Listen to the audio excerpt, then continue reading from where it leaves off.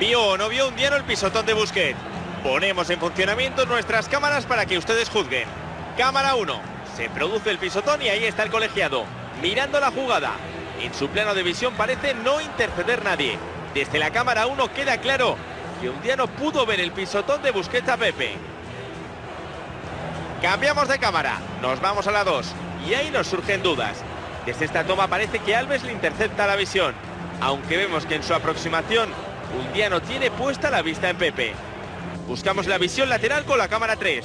Congelamos y vemos que hay demasiada gente de por medio. Esta toma no nos saca de dudas. Seguimos con el despliegue. Nos vamos a la cámara 4. Buscamos la visión desde atrás. Y vemos que sí hay un resquicio entre Alves y Jordi Alba. ¿Pudo ver algo a través de ese hueco el colegiado?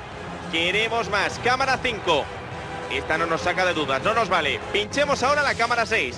Congelamos y fíjense lo que vemos. La cabeza de Undiano emerge justo cuando Busquets tiene la pierna aún en la cabeza de Pepe. ¿Pudo ver algo Undiano? Estas son todas las tomas. Estas son todas las cámaras. Ahora les toca decidir a ustedes.